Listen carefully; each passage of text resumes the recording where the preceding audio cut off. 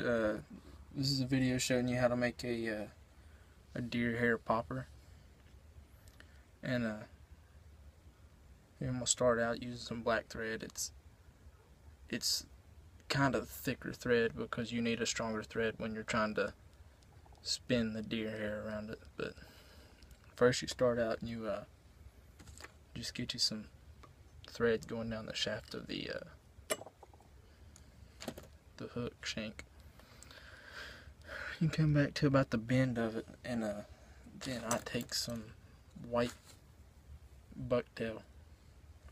Well, it's not white bucktail, but it's the bottom part of it, so it's white. You take some of it and put it down first for the tail. I'm taking it's so about it's a little bit smaller than the pencil size amount. You take it and you start it out right there.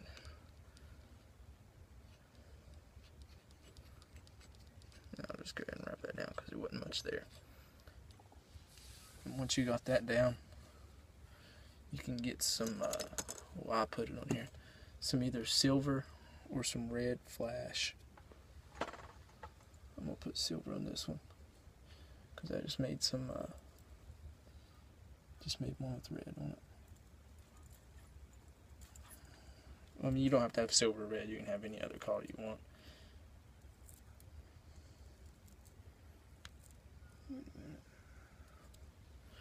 And you put that on here. And I usually kind of like it to be a little bit longer than the majority of all that deer hair. There's probably 10 strands right there.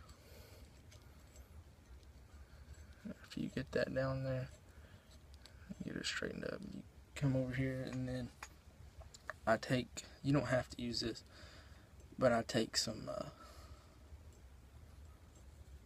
squirrel tail stuff and put it on the top of it. I like a more natural colored bait rather than like a neon color. I mean, I'm not saying that those don't work. I'm sure those work. It's just I like using natural colors. Take some of that squirrel tail, put it on the top of it, and wrap that on there.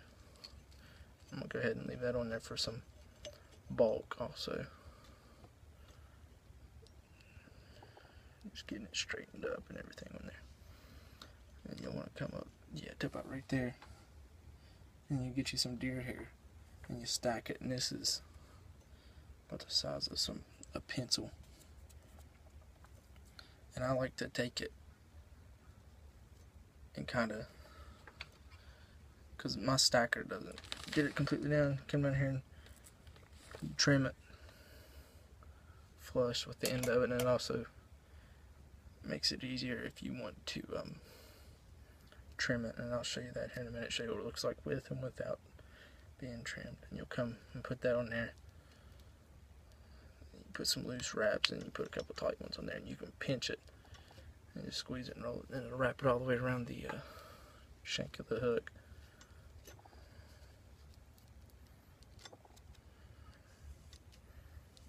And pull that back.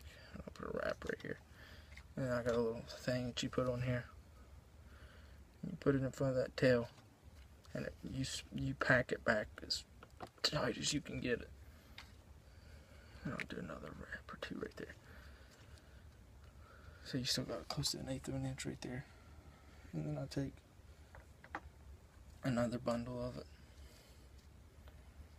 about the size of a pencil. Well, actually this one's a little bit bigger, but about the size of a pencil. And you put 1 or 2 loose wraps and then squeeze it tight, and then that puffs it up, and you can screw with it and get it to look alright.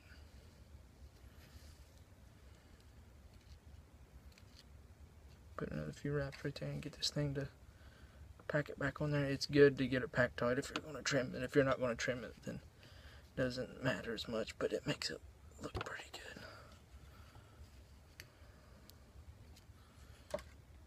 You just need something.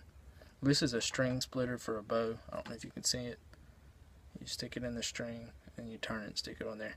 And now you use this side that goes on the string, and you just put it on the hook, and you can smash it back. I'm gonna put one more bunch of this on here. Wait, I gotta trim this again.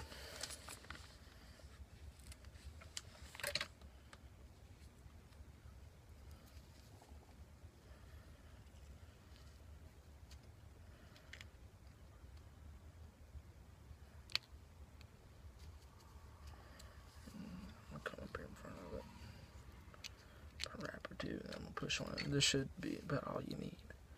I use 3 clumps of it. Yeah, that's pretty good.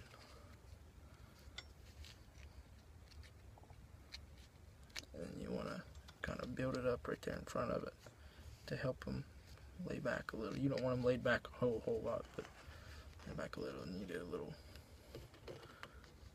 whip finish or 2 right there on it.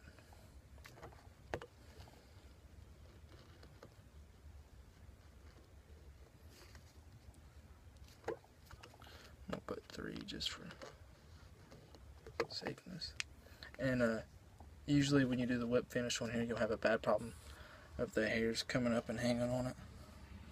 So you can get you a piece of a cardboard or something, and put a hole in the middle of it and put a slit on it, and then you can come over here on the front of the hook and put that on there and pull the line through that little slit and push back on it, and you can see that it's not going to hold these hairs back, they're caught in the thread, but it pulls all the threads back, and then you can do your whip finish, and then it doesn't mess with it. Alright, well, I'm going to put head cement on that here in a minute, and I'll wait for a second before I do that. Can't find my scissors, I use these big ones.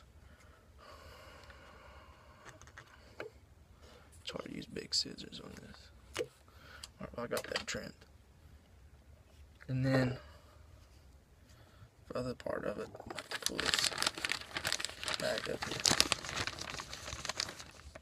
to catch these hairs.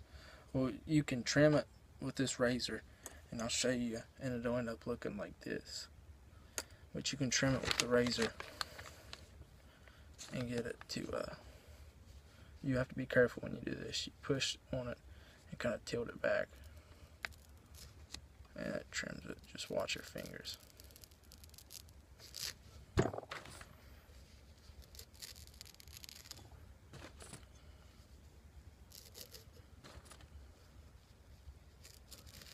I like to get it and curve the razor a little bit so it's a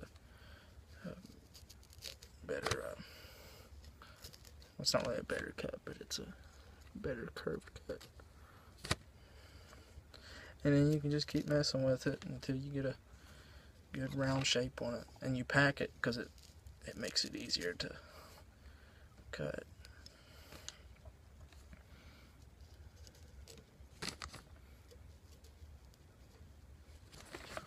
Alright. And you can trim it, put different collars on there, whatever you want.